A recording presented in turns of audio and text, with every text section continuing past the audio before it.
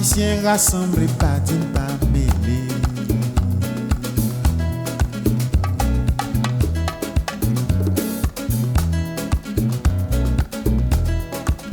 Oh, Haïtiens rassemblés, nous tous concernés. Pour ça pas bon, pour ça pas bien passé. Christy, something happened a long time ago in Haiti, and people might not want to talk about it. They were under the heel of the French, Napoleon III and whatever. And they got together and swore a pact to the devil. They said, we will serve you if you'll get us free from the French. It's a true story. And so the devil said, okay, it's a deal. And they kicked the French out. The Haitians revolted and got themselves free. But ever since, they have been cursed by one thing after the other, desperately poor. That island of Hispaniola is one island. It's cut down the middle. On the one side is Haiti, on the other side is the Dominican Republic. Yeah. Dominican Republic is prosperous, healthy, full of resorts, etc. Haiti is in desperate poverty. Same island. Sure. It is a matter of well-documented historical fact that the nation of Haiti was dedicated to Satan 200 years ago. On August 14, 1791, a group of houngans, voodoo priests, led by a former slave houngan named Boukman, made a pact with the devil at a place called Bois-Caiman. All present vowed to exterminate all of the white Frenchmen on the island. They sacrificed a black pig in a voodoo ritual at which hundreds of slaves drank the pig's blood. In this ritual, Boukman asked Satan for his help in liberating Haiti from the French. In exchange, the voodoo priests offered to give the country to Satan for 200 years and swore to serve him. On January 1, 1804, the nation of Haiti was born and thus began a new demonic tyranny. But folks, I'm telling you, Hillary is about power. Do you understand? You know now, all of you, how much damn money they got through that foundation.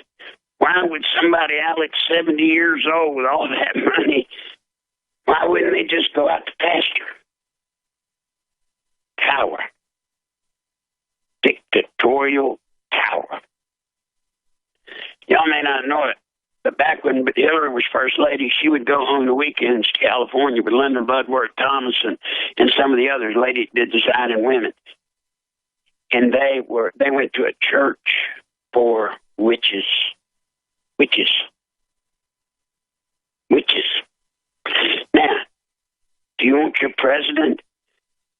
Remember that lady that was trying to run for the Senate, and sometimes she'd gone to some place where they did witch stuff? Hillary went to a church and worshiped Satan.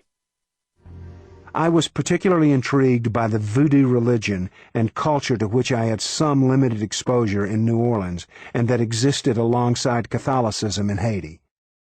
The name of the traditional Haitian religion comes from the Fon language of Benin in West Africa, where voodoo originated. It means God or spirit, without the connotations of black magic and witchcraft attached to it in so many movies. Voodoo's central ritual is a dance during which spirits possess believers. On the most interesting day of the trip, I got the chance to observe voodoo in practice. David's Citibank contact in Port-au-Prince offered to take him, Hillary, and me to a nearby village to meet an unusual voodoo priest. Max Beauvoir had spent 15 years outside Haiti, studying at the Sorbonne in Paris and working in New York. He had a beautiful blonde French wife and 2 bright young daughters. He had been a practicing chemical engineer until his voodoo priest grandfather, on his deathbed, chose Max to succeed him. Max was a believer, and he did it, though it must have proved a challenge for his French wife and westernized kids. We arrived late in the afternoon, an hour or so before the dance ceremony, which Max opened to paying tourists as a way of covering some of the costs of his operation. He explained that in voodoo, God is manifest to humans through spirits that represent forces of light and darkness, good and evil, which are more or less in balance. After Hillary, David, and I finished our brief course in voodoo theology, we were escorted back to an open area and seated with other guests who had come to witness the ceremony, in which spirits are called forth and enter into the bodies of dancing believers. After several minutes of rhythmic dancing to pounding drums, the spirits arrived, seizing a woman and a man. The man proceeded to rub a burning torch all over his body and walk on hot coals without being burned. The woman, in a frenzy, screamed repeatedly, then grabbed a live chicken and bit its head off. Then the spirits left, and those who had been possessed fell to the ground. Just in case you're lacking the common sense to see that Hillary Clinton is an evil witch and a willing servant of Satan, I will now point to you to one of her newly released emails that has a reference in there about sacrificing to Moloch. I'm not joking. It is the WikiLeaks bombshell that we've been waiting for. A convicted child abductor caught stealing children in Haiti with the Clintons. As we've reported here over the past 48 hours, details have emerged from the FBI's reopened investigation into Hillary's emails that were found on Anthony Weiner's laptop that serious additional crimes were also under investigation that were unrelated to the email server case involving, among other things, child trafficking. Now, WikiLeaks has just released perhaps the biggest bombshell yet, now spreading like wildfire across the web, revealing emails showing how the Clintons supported child stealer Laura Silsby. Now, there was also an email where they were actually pricing how much it costs to transport the children. The evidence is there to prove the Clintons are tied to child abduction. This is no joke. Here is a picture of the child snatcher herself in prison. And pretty soon we should hope to see Hillary Clinton standing in a cell similar to that. Her name is Laura Silsby.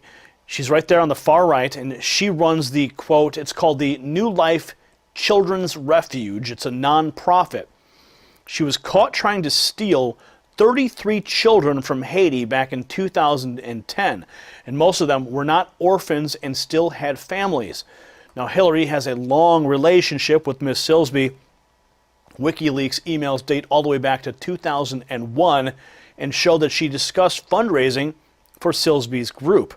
Now, the Harvard Human Rights Journal revealed that one of Bill Clinton's first tasks in Haiti following the earthquake was to, quote, put out the fire of the child abduction scandal involving American citizens. The journal states, quote, the missionaries were charged with child kidnapping and criminal association. They write that President Clinton brokered the release of all the missionaries except for the group leader, Laura Silsby. And guess who represented Silsby in court? The convicted child kidnapper, George Puello Torres. He was the lawyer on counsel to get the missionaries involved in the child trafficking off the hook. Now, the same group, known as the New Life Children's Refuge, was caught emailing Hillary's campaign multiple times. Now, in Clinton email 3741, remember that, write it down, Clinton email 3741, they actually list the cost to transport a child.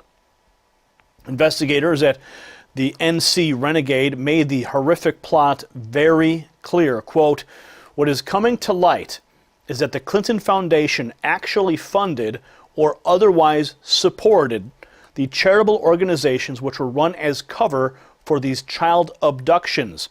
They state, so while the organizations were doing disaster relief, there were child predators among the legitimate relief workers selecting children for special handling, which were removed from their home countries and delivered to the pedophile island by private aircraft. This is a shocking revelation, my friends.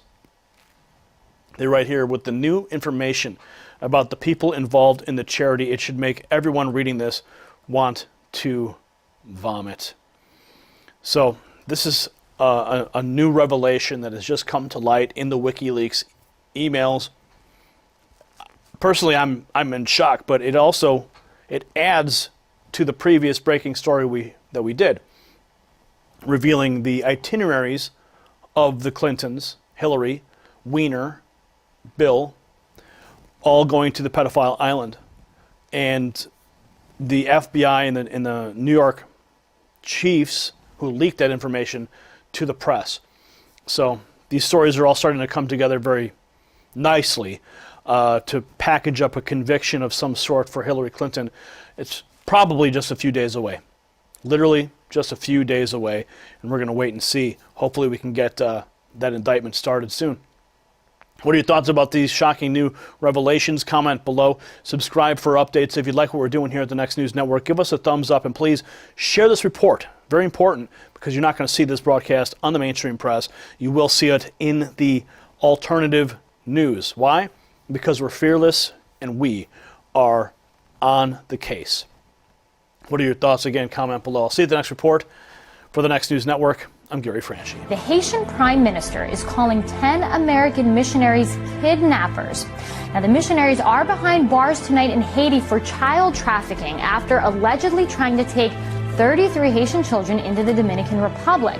Now, some of those kids thought they were just heading for camp and even said that their parents were still alive. It happens every time. There's three different types of people that show up, unfortunately, on these scenes. There's the adoption mills, and that's what this group seems to be involved with, taking these children to the northern coast of the Dominican Republic, where there are plans by this group that's based in Idaho to set up a huge complex, including seaside villas for waiting parents who are waiting to adopt children, to a restaurant. It doesn't sound like this is just a bunch of church people trying to adopt kids. There's a lot of money behind it.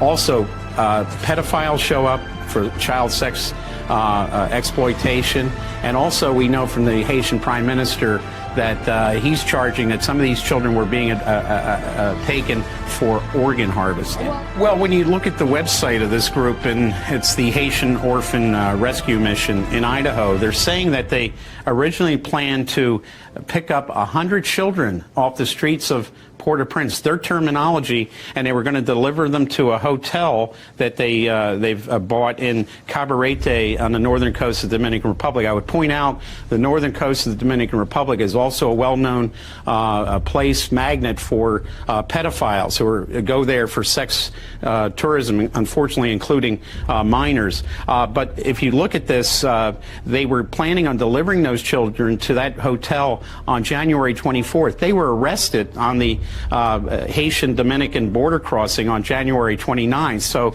the issue is, had they already been in Haiti and taken kids, and they were on their second trip to the Dominican Republic, and I think before they were arrested by the Haitian authorities. Okay, there's 8 people in my scope, and anyway, I'm new at this kind of stuff. I don't know what I'm doing, but Liz Crokin, you made the call, so here I am. The Clinton Foundation Network is the largest child sex trafficking operation in the entire world. Liz Crokin is absolutely right. Now, I could lose my Twitter for this too, but I really don't care. Now, my ex-husband, Gregory Vern Remington, out of McMinnville, Oregon, was the Clinton Foundation Network's child pornographer. I discovered he was producing pornography in 2008. We had an altercation. I actually shot past him with my Glock 19. I shot past him, and I spent 16 and a half months in jail, in prison for one gunshot, but he had beaten me for 6 days. I am the one that called the police. I am the one that went down in that town where the satanic cult of the Clinton Foundation Network was headquarters. He was at the center of he was the spider in the center of the web, okay? My ex-husband was their main child pornographer. His title was the Baby King, okay? A lot of people need to understand who he was. There's only 7 people in here. That's fine. I just want to get this out to Twitter to let you guys know. God, the lighting is terrible on me. To let you guys know that Liz Crokin is correct. Everything she says is right on. And Liz, I want to tell you, if you listen to me right now, if you hear me, I want to tell you that I am sorry if I sent you too much stuff, but I was a private investigator for years, And, you know, when I see people like you and I see people like Honeybee, I am the one that's going to send you guys things, backdoor you things, because I have been dealing with this for a very long time. And I found out the FBI, the cops, the sheriffs in McMinnville, Oregon, were all a part of it. Well, Haiti is under a state of emergency at this hour as the country's gangs have freed thousands of people from prisons and are reportedly trying to bring down Haiti's unelected Prime Minister, Ariel Henry. Dan Cohen from Uncaptured Media, of course, has been covering Haiti like no other and joins us. He just actually returned from Haiti, where things have gotten a little out of hand. But I did, air quotes for gangs, Dan, because there is the story that the media tells us about what's going on in Haiti, and then there's the truth, which is, of course, what you have uncovered. What is going on in Haiti right now? Yeah, I think it's appropriate to use those air quotes on gangs. I mean, there are real gangs, but, the real gang are the ones running the country at the behest of the U.S. And that's what we're seeing, a long-term sort of popular uprising coalesce right now in the rejection of the interim prime minister, who I think is now the longest-serving prime minister in Haitian history, Ariel Henry, basically being rejected by the country. So essentially what's going on is Ariel Henry left about a week ago to go to Kenya. And in Nairobi, he has signed an agreement with the Kenyan government to send in basically what amount to death squads. I did an investigation at Uncaptured Media on these. They call them Kenyan Police Special Forces, but these are straight up death squads that have a extremely horrific track record inside their own country. And so the U.S. has been seeking a military intervention in Haiti, but doesn't want to do it itself because they know that the Haitian masses would reject it because of the history of bloody U.S. interventions in the past. And so the U.S. has been seeking other countries, has tried every single way, ram it through the United Nations, through CARICOM, and finally got the Kenyans, apparently through a hefty bribe worth hundreds of millions of dollars, to agree to send 5,000 police special forces, as I said, death squads. It's amazing, right? Because, all of these other countries, like, no, we're not sending troops, we're not sending forces, we're not doing... So how in the world did the United States manage to bribe them? Like, what was the bribe here to get them to send thousands of people? Yeah, hundreds of millions of dollars to this incredibly corrupt Kenyan government that is basically a landing strip for the United States. And in the region of Africa, that it's in is a top U.S. ally. So, and has participated in all kinds of interventions throughout Africa, and even in Yugoslavia in previous decades. And so it's a dependable kind of regime for the United States in Africa. And they figure, well, we can get basically a black face on this American intervention in Haiti. That's the idea. However, that has met some legal hurdles in Kenya, namely because there has to be a bilateral agreement with the government of Haiti, and the government of Haiti is unelected. So they're trying to ram it through anyway. Prime Minister Ariel Henry goes to Kenya to get this thing signed. And now that he's out of the country, what's happened is these armed groups, some of which are criminal in nature and are fair to call gangs, and some of which are not criminal in nature, and we've profiled extensively, here on Redacted. These armed groups have a sort of non-aggression pact, I think is the best way to describe it. And so what they've done is gone and occupied the airport in Port-au-Prince, which basically means that Ariel Henry cannot come into the country and cannot land. And at this point, I don't think anyone even knows where Ariel Henry is. So this is the main thing they're trying to accomplish, is keep Ariel Henry out, this unelected tin pot dictator controlled by the United States, to keep him out.